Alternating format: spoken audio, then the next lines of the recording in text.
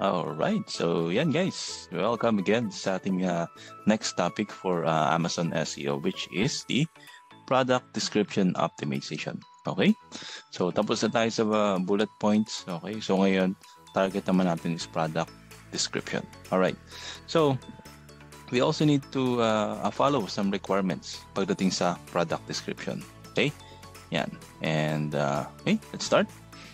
Alright, so we have to use detailed information about product features and product usage in high-quality product description, okay, to help customer find, evaluate, and purchase products. So we have to make sure lang na yun nga, we do have the detailed information pagdating sa mga product features, okay, sa mga benefits, okay.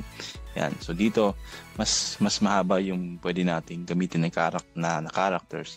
Kaya mas okay siya, mas maganda siya since this is product description.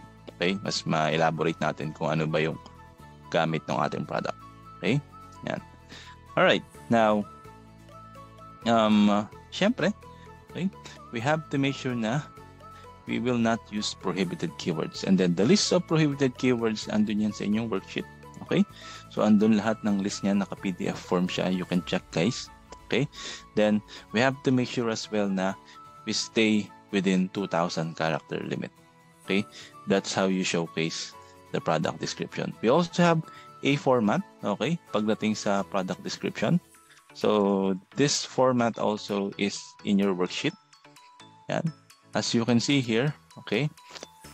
Yan. So stay within 2,000 characters, and then headline with question or number, introduce product as a solution, or repeat bullets. Yan. Pwede kayo mag-repeat ng bullets.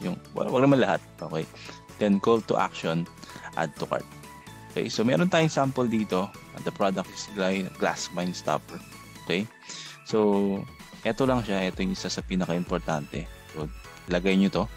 So satisfaction guaranteed. If you don't absolutely love your product, yan, product. Tingin ng product ko. We will refund your entire purchase within 30 days, no question asked. Get yours now before they gone. Okay? Yan. So, since ito yung sa kitchen knife natin na product, so ito nga yung ina-optimize natin. So, we can also use ChatGPT to create an enticing product description.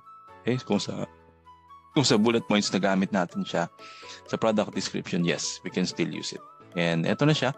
Actually, nakapag-generate na ako ng sample ng product description. Okay? Ayan. So as you can see, natutusan ko ulit si ChatGPT na can you create product description for yung sa ating sa kitchen knife natin in persuading tone and stay within 1,500 characters kasi may ilalagay pa tayo.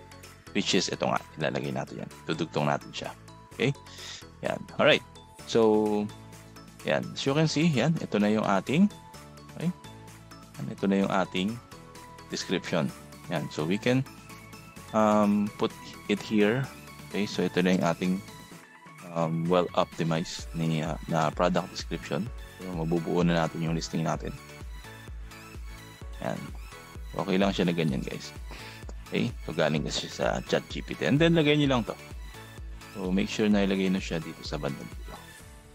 Yan. Ito lang natin ang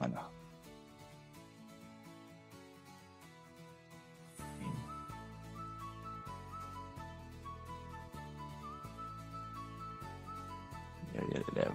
Okay, so palitan lang natin siya para okay. So there you go. So meron na tayong product description. Okay? Yan. So with the help of ChatGPT, yan, so we can easily create this optimized product description. Okay? Yan. All right. So that's it for our product description. Okay? So ganun lang siya. Okay?